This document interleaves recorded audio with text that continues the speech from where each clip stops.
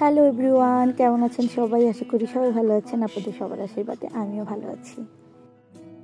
বলেছিলাম না, খুব জলদি একটা নতুন সুন্দর রেসিপি নিয়ে চলে আসবো। এত সহজ আর এত সুন্দর একটা রেসিপি নিয়ে এসেছি যে একটা বাচ্চাও রান্না করতে পারবে।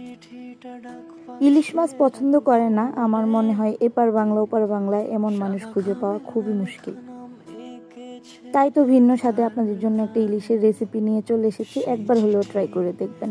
প্রথমে আমি ইলিশ মাছটাকে একটু লবণ দিয়ে মেখে 10 মিনিটের জন্য রেখে দেবো। একটা ব্লেন্ডার জারে শুকনো মরিচ, রসুন আর কাঁচা হলুদ দেওয়ার কথা, কিন্তু যেহেতু কাঁচা হলুদ আমরা খাই না, আমি গুঁড়ো হলুদটাই দিয়েছি। আপনারা চাইলে কাঁচা হলুদও দিতে পারেন। দিব লবণ আর দিব হচ্ছে সর্ষে বাটা। সর্ষে বাটাটা আপনারা একটু ছেঁকে নেবেন, তাহলে যাদের গ্যাসের প্রবলেম আছে তাদের কিন্তু কোনো প্রবলেম হবে না। আমিও ছেঁকে ইউজ করছি। আর মোস্ট ইম্পর্টেন্ট জিনিস সিরকা, মানে ভিনিগার।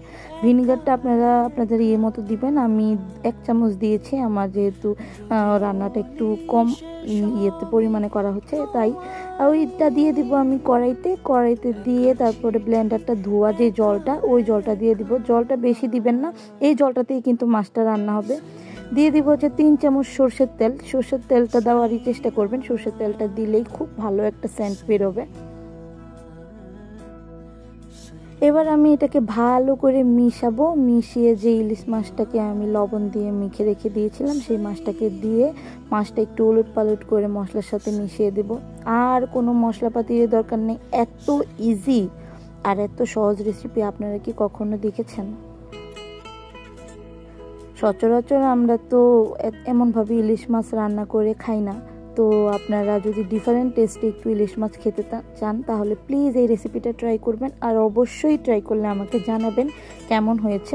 যেহেতু আমি ভিডিওটা পরে এডিট করছি, তো আমি জানি খুবই মজার একটা রেসিপি। আর এটা খুবই পুরনো দিনের একটা রেসিপি, কিন্তু আমিও একজনের থেকে শিখেছি, তাই আমি বলতে পারছি। তো আপনারা প্লিজ একবার ট্রাই করবেন।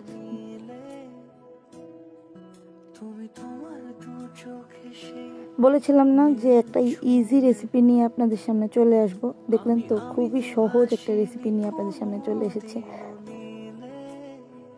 আপনারা যারা ভিডিওটা দেখেছেন বা আমার পেজটাকে ফলো করে দিয়েছেন, তাদের কাছে আমি কৃতজ্ঞ। আপনাদের জন্য অনেক অনেক ভালোবাসা। আর যারা এখনও রেসিপিটা দেখছেন, ভিডিওটা দেখার পরও পেজটাকে ফলো করেননি, প্লিজ পেজটাকে ফলো করে দেবেন। আমি নতুন নতুন রেসিপি নিয়ে চলে আসার চেষ্টা করব। আজকের মতো তাহলে বিদায় নিচ্ছি। নতুন একটা রেসিপি নিয়ে খুব তাড়াতাড়ি চলে আসবো। টাটা।